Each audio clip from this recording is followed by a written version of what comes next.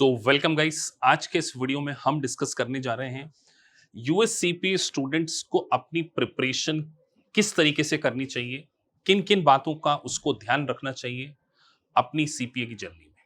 देखिए, BCom student जब एक इंटरनेशनल एग्जाम की ओर अप्रोच करते हैं तो बहुत सारे स्टूडेंट तो एक फियर में रहते हैं कि सर हमसे इस इंटरनेशनल एग्जाम को हम पास कर पाएंगे कि नहीं।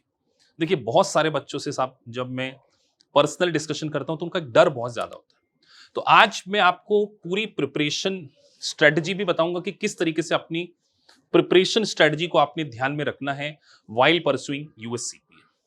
सो चलिए वीडियो में आगे बढ़ते हैं। Let's get started. सबसे पहले आपको यह समझना है कि यूएससीपीए में 50% पोर्शन जो है मल्टीपल चॉइस क्वेश्चन का है और 50% पोर्शन जो है वो है task based simulations. Simulations basically एक प्रकार की केस स्टडीज होती हैं जो कि आपको उसमें कंप्यूटर पे केस स्टडीज मिलती है, उसमें आपको Excel sheet kind of sheets को भरना पड़ता है, कुछ सिलेक्शन ऑप्शन सिलेक्ट करने पड़ते हैं। तो सबसे पहले आप ध्यान रखिए कि आपका सबसे ज्यादा फोकस होना चाहिए लैंग्वेज को अंडरस्टैंड करना। मैंने बहुत सारे स्टूडेंट्स देखा है जिनके कॉन्सेप्ट क्लियर है। जैसे अगर एग्जाम्पल में बात करूं, आपको इन्वेंट्री वैल्यूएशन पता है कि फीफो लीफो मेथड होती है, आपको पता है अकाउंटिंग के लिए परपेचुअल मेथड होती है, पीरियोडिकल मेथड होता है, लेकिन कई बार क्वेश्चन को सॉल्व करते समय वो लैंग्वेज को सही तरीके से समझ नहीं पाते क्योंकि वो यूएस इंग्लिश है। तो जब यूएस इंग्लिश में कई बार स्टूडेंट थोड़ा सा स्ट्रगल कर जाते हैं, तो आपको लैंग्वेज के ऊपर ध्यान देना, आपकी इंटरप्रिटेशन स्किल बहुत ज्यादा अच्छी होनी चाहिए। तो इसके लिए क्या है सर? इसके लिए आपको क्वेश्चन को सही तरीके से रीड करना होगा। और आप जब कभी भी क्वेश्चन को सॉल्व कर रहे हैं ना, एमसीक्यू को, तो आपका आंसर अगर सही भी है, करेक्ट हो गया, लेट्स से आपने क्वेश्चन को चूज किया, वो करेक्ट हो गया, तो लॉजिकल रीजनिंग आप ये देखिए कि क्वेश्चन कहीं गेस वर्क में तो सही नहीं हुआ, क्या किसी गलत लॉजिक से तो मैंने उसको सॉल्व नहीं कर लिया। देखिए, अकाउंट्स के पेपर में तो अच्छी बात है कि आपका आंसर जो होगा वो आपके कैलकुलेटर पर आ जाएगा, लेकिन कई बार कैलकुलेटर में दो आंसर आ जाते हैं, मतलब वो जानबूझ के रॉन्ग जो आ सकता है वो भी आपके को डाल के देंगे। तो वाइल प्रिपरेशन इस बात को ध्यान रखिए कि आपके हर मल्टीपल चॉइस क्वेश्चन जो आपने सॉल्व किए हैं वो लॉजिकली सही है या नहीं है, कहीं गेस वर्क में तो सही नहीं है। दूसरी बात, टास्क बेस्ड सिमुलेशन में एटलीस्ट 2 या 3 out of 7 simulations minimum 2 general entry से रिलेटेड आ जाती है। तो जनरल एंट्रीज के ऊपर बहुत ज्यादा फोकस करना पड़ेगा। और जनरल एंट्री देखिए यहां पर यूएस गैप के अकॉर्डिंग होती है। आप जो इंडियन ट्रेडिशन में जनरल एंट्री पास करते हैं ना, उससे थोड़ी डिफरेंट तरीके से पास होती है। मतलब आपने पूरी अपनी स्कूलिंग में जनरली आप मुझे बताइए, डेप्रिसिएशन की जनरल एंट्री आपने क्या पास करी है? Depreciation account debit to fix the assets, आप सीधे ये कर देते हैं। इंडिया में जनरली बच्चे यही करते हैं, लेकिन वहां ऐसा नहीं होता। Depreciation account debit to accumulated depreciation. और जब अगर एसेट को सोल्ड आउट कर दिया गया तो उस एक्यूमुलेटेड डेप्रिसिएशन को आपको रिमूव करना पड़ता, तो एक्यूमुलेटेड डेप्रिसिएशन को डेबिट करना पड़ता। तो ये मैंने जस्ट एक एग्जांपल दिया आपको। जनरल एंट्री में मास्टरी करनी पड़ेगी, स्पेसिफिकली लीज अकाउंटिंग में, बॉन्ड अकाउंटिंग में, इन्वेंट्री वैल्यूएशन में और गवर्नमेंटल अकाउंटिंग में, कंसोलिडेशन में। ये 5-6 टॉपिक में जनरल एंट्रीज पूछी जाती है और एग्जाम में सिमुलेशंस आते हैं इसके। तो टास्क बेस्ड सिमुलेशंस को करते समय आप एक अप्रोच ये भी कर सकते हैं कि सर हमें ना सीधे कंप्यूटर पे सॉल्व नहीं करते, हम पूरी केस स्टडी को पढ़ लेते हैं और नोटबुक लेकर अपने हैंड से पहले क्या करते, कॉपी पे जनरल एंट्री पास करते, फिर उस जनरल एंट्री को सीधे आप सॉफ्टवेयर में डालिए। उससे क्या होगा कि आपका कॉन्फिडेंस बढ़ जाएगा। एक बार कॉपी पे लिखने के कारण आप अपनी गलतियों को बेटर कर पाएंगे, क्योंकि अभी तो आप प्रैक्टिस कर रहे हैं, अभी आप एग्जाम थोड़ी दे रहे हैं कि आपको कॉपी में लिखना है। तो जनरल एंट्री के ऊपर बहुत ज्यादा फोकस कीजिए। और परफॉर्मेंस रिव्यू, जनरली हर स्टूडेंट के सॉफ्टवेयर की परफॉर्मेंस को मैं रिव्यू करता हूं एवरी क्लास में।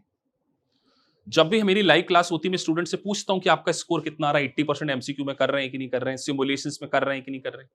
सिमुलेशंस के लिए तो सीरीज चला रहा हूं मैं, सिलेबस खत्म होगा, आपको सॉफ्टवेयर के अंदर जनरल एंट्रीज कराएंगे। और जनरल एंट्रीज इस बार मैंने डिफरेंट सॉफ्टवेयर से करानी है, बेकर से भी करानी है, ग्लैम से भी करानी है, जिससे आपको हर प्रकार से मैं स्ट्रॉन्ग कर सकूं यूएससीपीए को पास करने के लिए। तो जनरल एंट्रीज के ऊपर मैं बहुत ज्यादा फोकस करने वाला हूं और सिमुलेशंस के ऊपर। तो आपको ध्यान रखना है कि सीपीए की जो की है वो टास्क बेस्ड सिमुलेशन में ही है। सिमुलेशन में अगर मैंने सिमुलेशंस में मास्टरी ला दी ना, और वो भी एग्जिबिट्स वाले सिमुलेशंस में, और 2 घंटे के अंदर आप 7 सिमुलेशन कैसे कर सकें, ये स्किल आपके अंदर होनी चाहिए। वही स्किल को मैं आपके अंदर क्या करूंगा, बिल्ड करूंगा। तो आप इस चीज को ध्यान रखिए। आगे बढ़े, कुछ स्पेसिफिक टॉपिक्स मैंने एफएआर सब्जेक्ट के मेंशन किए। Bond valuation, deferred tax, consolidation, उसके बाद लीज, गवर्नमेंटल अकाउंटिंग और बैंक रिकंसिलिएशन। मेरे एक स्टूडेंट एग्जाम देके आया था, 7 में से 6 सिमुलेशन वो इसी प्रकार किया, 95 स्कोर किया उसने सीपीए के फार में।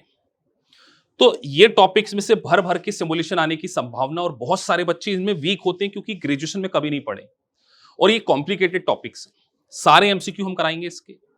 मैं कोशिश करूंगा आपका 100% इसमें स्कोर आए, और सारे सिमुलेशंस मैंने करवा देना आपको, और उस सिमुलेशन की स्किल मास्टर वीडियोस में आपको प्रोवाइड कर दूंगा। इन टॉपिक्स को लिख लीजिए, फिर आपका फार निकल जाएगा। और फार यूएस सीपीए में 75% पोर्शन है डिफिकल्टी लेवल के पॉइंट में। जिसका फार निकल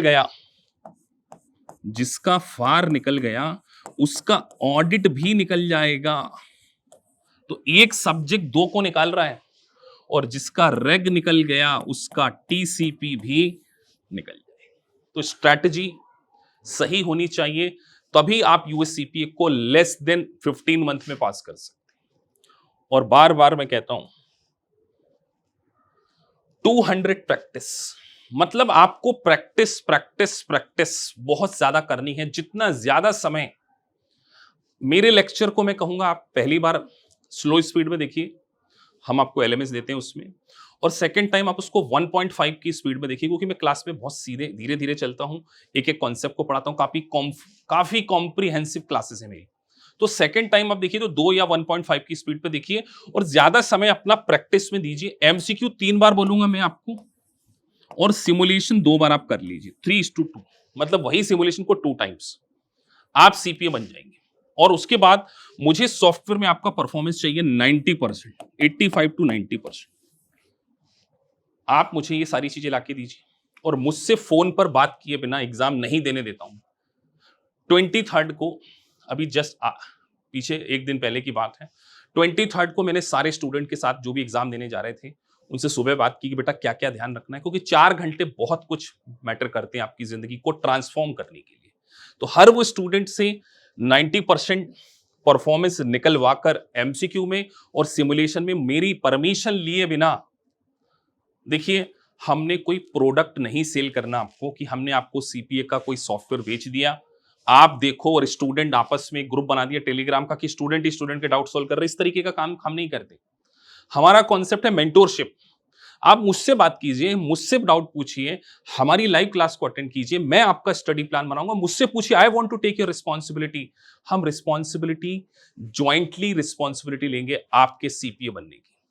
और सच बोल रहा हूं, एक बार आपके पास सीपीए का डेजिग्नेशन आ गया, आपकी लाइफ, ये स्टूडेंट की इस तरीके से परफॉर्मेंस को मैं चेक करता हूं। जैसे एक स्टूडेंट का मैं आपको बता रहा हूं 82, 80, 70, तो मैं देखूंगा कि इसमें 70 क्यों आ रहे हैं। अगर 80 के ऊपर है तो मेरा टारगेट है 90 पहुंचाना। अब ये 1 टाइम उनका स्कोर है। देखिए यूनिट्स हैं, टीसीपी पढ़ रहे हैं, सो 82, 80, 78। मैं खुश नहीं हूं इस परफॉर्मेंस से। मैंने स्टूडेंट को बोल दिया नहीं बेटा अभी रिस्क है, जबकि उसका एवरेज देखा जाए तो 75 के ऊपर है, लेकिन मेरी कोशिश है कि 90% पे पहुंच जाना। तो अभी मैंने मना कर दिया, बेटा एग्जाम मत दो, 31 अक्टूबर दिलवाऊंगा एग्जाम। अब स्टूडेंट का नाम ले लेता हूं, प्रेम बेटा 31 अक्टूबर को ही देना है अपने को एग्जाम। ये सॉफ्टवेयर में परफॉर्मेंस जब तक 90 लाकर नहीं देते बच्चे, तब तक एग्जाम देने का शम्मी सर का सिग्नल ही नहीं मिलेगा, ग्रीन सिग्नल मिलेगा ही नहीं। और 90 लाना मेरी ड्यूटी है, और 90 आ गया तो एग्जाम में 75 आ जाएंगे।